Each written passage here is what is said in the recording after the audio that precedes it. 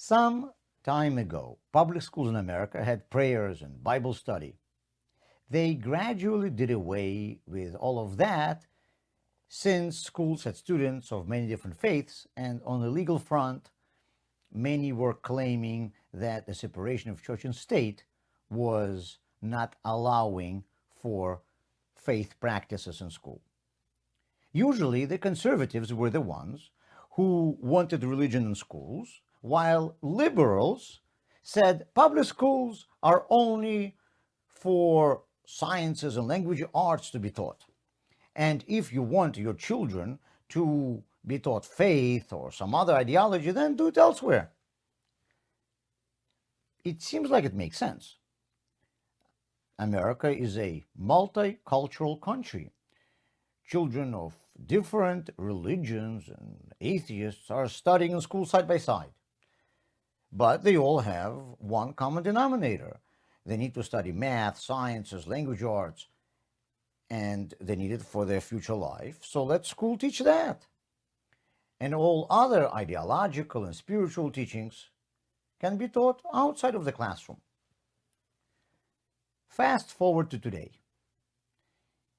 We see in the US that many conservatives are upset that liberal ideologies are being taught in public schools. And now they, the conservatives, are screaming the same thing what liberals were screaming then.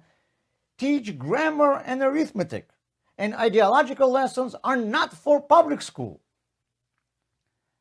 Well, guess what? I disagree with the liberals of back then and with the conservatives of today. When a child comes to preschool or to the first grade, should he be taught there by the teachers not to take someone else's toys? Private property is an ideological concept. Not everyone believes in it. Thinkers like Karl Marx didn't. For most of human history, people did not believe that everyone is entitled to private property. Slaves didn't have this right. In a number of cultures today, your right to private property is determined by your caste, your tribe, or your lineage. Over the past couple of centuries, we in the Western world have adopted an ideology that A, believes in private property, and B, believes that everyone has an equal right to private property. I believe this is a good ideology, but we all have to acknowledge that this is an ideology. If you tell children that they cannot take toys of other children, you are teaching them an ideological concept. If you don't want ideology to be taught in schools, students cannot be taught that stealing is wrong. Do you want schools to teach children that all people are equal? Do you want schools to teach children to be kind? Do you want schools to teach children to be respectful to each other? All these are ideological concepts. And when in history classes children learn about the Holocaust, should they be taught that Nazis did something horrible? Should we tell them that slavery was wrong? These are all strictly ideological assessments. What you call evil depends on your ideology. If you don't want ideology to be taught in schools, then you cannot condemn evil.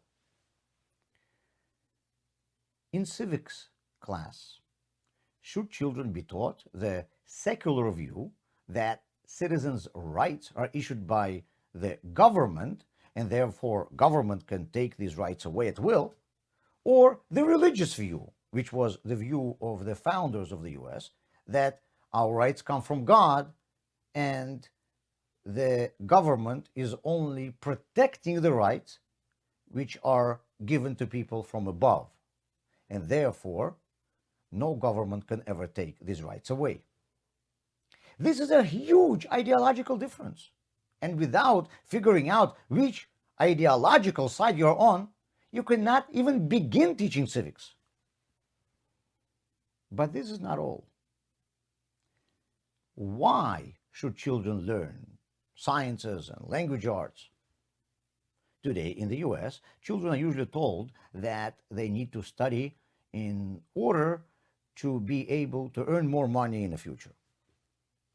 Okay, but in the US, that's the case. In the USSR, though, people with higher education received lower salaries than people who did manual labor. There was no financial motivation to study, so children were encouraged to do well in school in order to belong to the elite intelligentsia class of the educated and the cultured. This was a completely different motivation. In yeshivas all over the world, Jewish children are told that they need to study the Torah because it is divine wisdom. The motivation of children is determined by their ideology. In one case, it's the money. In the other case, it's the social status. In the third case, it's spirituality.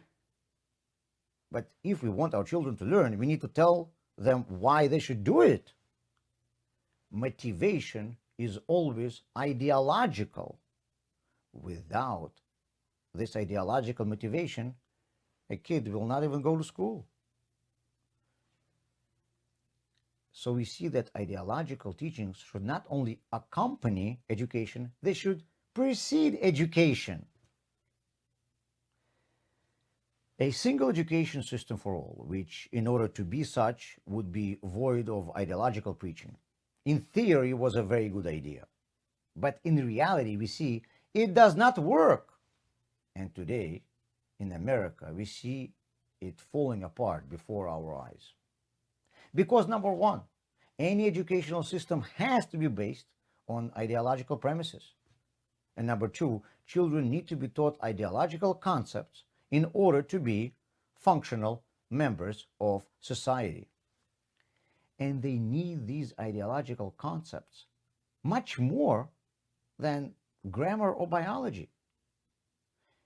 A child can become a functional member of society if he was not taught the Pythagorean theorem.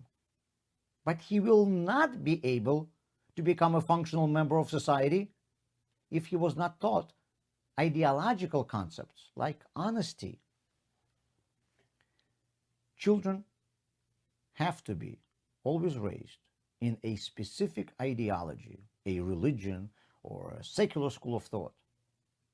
If we live in a multicultural and multi-ideological society, then we need different schools, each of which will teach its own worldview. And parents should be able to choose the school that suits them. Schools can teach any ideas, just they have to be open about what they're teaching and let parents choose where to send their children. The Lubavitcher Rebbe said that the main goal of any education should be to instill in a child a sense of responsibility before God and before other people. If our schools would teach our children this ideological concept, even if they wouldn't teach anything else, our world would already be a much better place.